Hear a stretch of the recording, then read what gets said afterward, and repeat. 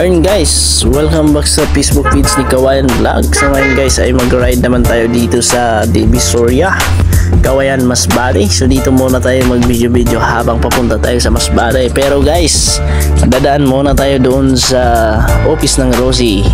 Ay papalupit natin yung papilis natin ng ating motor kung nandyan na ba, kasi parang mag 2 months na guys at hindi ko dito napuntahan sa office, kaya kukunin natin guys kasi importante po yung papel ng ating motor, lalo na kung mag-ride tayo.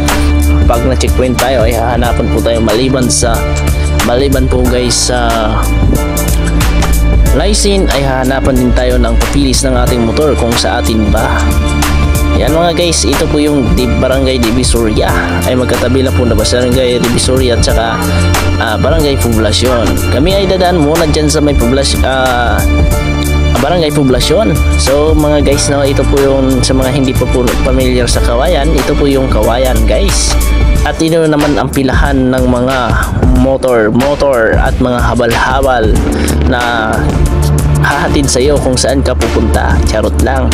At saka guys, yung pong cover court dyan na nakalagay, naku, ayan po, yan po cover court po yan ng Poblacion. At nagtaka ko dyan guys na medyo maraming tao, ay parang may event yata yan. Di natin alam kung anong event dyan kasi hindi naman tayo pupunta dyan. Ay pupunta po tayo doon sa may office ng Rosie. Kasama ko pala si Winston Itumay, yung nauna po na naka-Rosie Blue.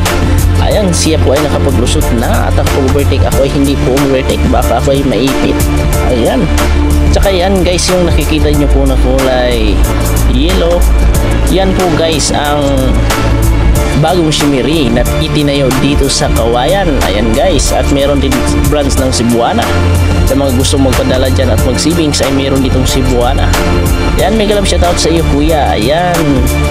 Tsaka yan guys, so yan, yung simbahan na yan, baka gusto mong sumimba dyan, ay pwede kayo makasimba dito dahil malaki pong simbahan dyan sa SDE or sa Sabbath Keeper or Sabadista. Ayan. Ayan naman guys, ay yung daanan naman yang ng parang cruising ay papunta po yan doon sa Pantalan. At tayo ay hindi din pupunta dyan, pupunta tayo doon sa may opisina ng Rosie.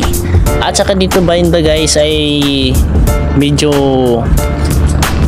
naano ako dito kasi mayroong bago din ditong Alpagas, ay bago lang din dito na itinayo. So makikita natin yan guys maya sa pagpunta natin doon, yung bagong dito gasolinahan at sa may tangkaan mismo ng Kawayan. Ayan po guys, Alpagas po yan.